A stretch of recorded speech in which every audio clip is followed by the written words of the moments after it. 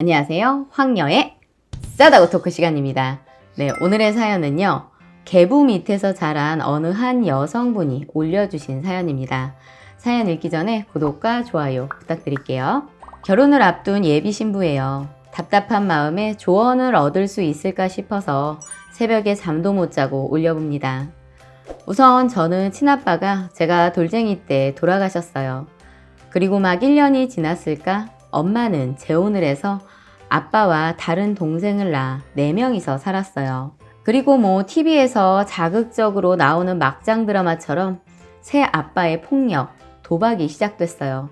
이유도 다양했어요.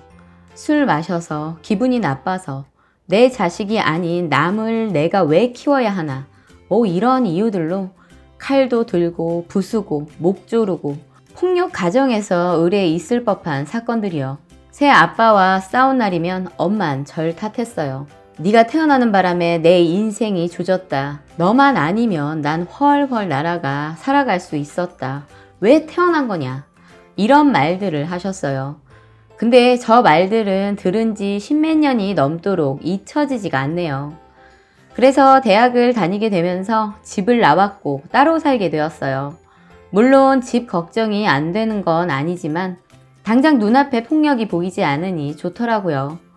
이게 사람 사는 것 같았고요.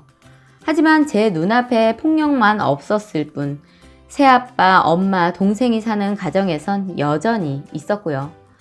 2년 전쯤인가 어느 날 새벽 엄마한테 연락이 왔어요. 또 맞았다고.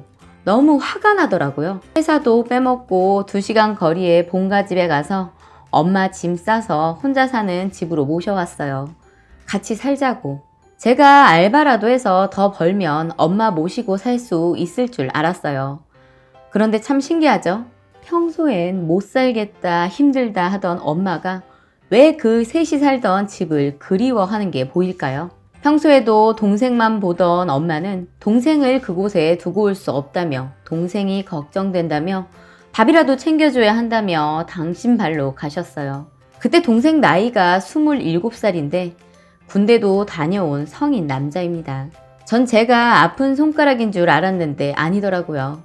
엄마는 생각보다 남동생에게 끔찍했어요. 밖에 나와서 살면서도 엄마 걱정에 또 어디 아플까 맞았을까 전전긍긍하며 살아온 저는 그때 돼서야 엄마를 조금 포기하게 되었어요. 내가 도와주려 해도 엄마가 의지가 없구나. 이건 엄마의 인생이니 내가 낄 게 아니구나 하고요.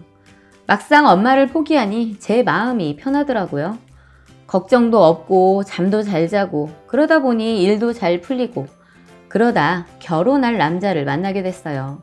엄마처럼 살기 싫어서 결혼 안 하려 했는데 그게 또 마음 먹는 것처럼 되지 않더라고요. 예비 신랑한테 말했어요.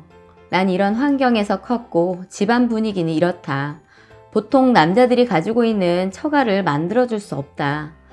그런데 이 남자가 다 이해하고 괜찮다고 절 다독여줬어요. 시댁 역시 좋으신 분들이라 가정환경 보지 않는다. 너 하나만 바르면 된다 말씀해 주셨어요.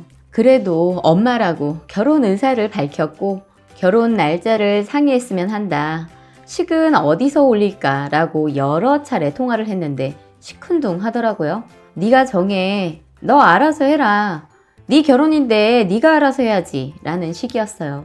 그러면서 본인 때는 부모 도움 없이 다 잘 알아서 자기가 벌어서 시집 갔으니 알아서 해라 하셨어요. 물론 저도 엄마 도움 바라지 않았어요. 엄마에겐 친딸이지만 친딸도 아닌 새 아빠와 꾸린 가정에서 경제적으로 도와주기가 눈치 보이고 쉽지 않을 거란 걸 생각했었거든요. 전 저한테 엄마가 돈 쓰기를 바란 게 아니에요. 마음 쓰기를 바란 거지. 그리고 올해 여름 동생과 제가 시력 교정술을 받으려고 제가 있는 지역으로 왔어요. 수술 과정에서 저는 엄마에게 받은 유전 질환으로 한쪽 눈에 녹내장이 발견되어 수술은 못 받았고 동생은 예정대로 수술을 하게 됐어요. 동생 수술하던 날은 다 따라가 부축하고 결제하고 다 하더니 저 녹내장으로 병원 가는 날은 네가 눈이 안 보이는 것도 아닌데 뭐하러 내 인력 낭비하며 따라가니 혼자 다녀와 라고 하는데 왜 이렇게 서러우던지. 그러면서 저 시집 가면 지금 혼자 살고 있는 집 보증금 100만 원은 엄마 주고 시집 가래요. 솔직히 저 여기서 엄마한테 정 다 떨어졌어요. 마음 많이 써주지 않아도 이 정도일 줄은 몰랐는데 그때부터 엄마한테 일절 연락 안 하고 결혼 준비 하나부터 열까지 저 혼자 발 동동 구르며 제 돈으로 다 했어요. 그런데 결혼 준비 모두 마치고 다 했는데 상견례만 못했어요.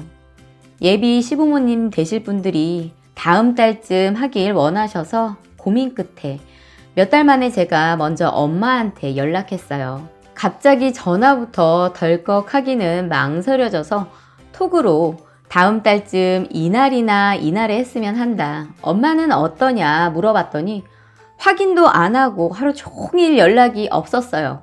그리고 몇 시간 전 새벽 3시쯤 나 상견례 안 가. 네가 부모라고 생각하지도 않는데 내가 거길 왜 가?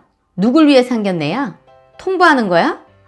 뭐든 알아서 잘하는 똑똑한 딸내미니 이번에도 알아서 하시겠지. 난 그날 김장 가야 해서 몰라. 라고 왔네요. 날 밝으면 오늘이 웨딩 촬영인데 이런 톡 받으니 촬영이고 뭐고 잠 한숨도 못 이루고 이러고 있네요. 물론 저도 잘한 건 없죠.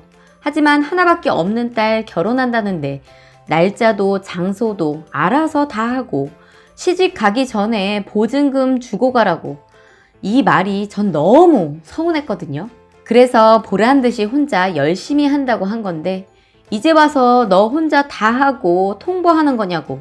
새 아빠네 집 지금 엄마 시댁에 김장하러 갈 거니 나는 모른다. 이건 역시 결혼도 네 맘대로 해라 라고 한 건데 저는 이제 어떤 행동을 취하면 좋을까요? 그래도 제가 더 숙이고 들어가야 하나요? 아니면 친정 없는 결혼 강행해야 하나요? 라고 사연 올려주셨습니다.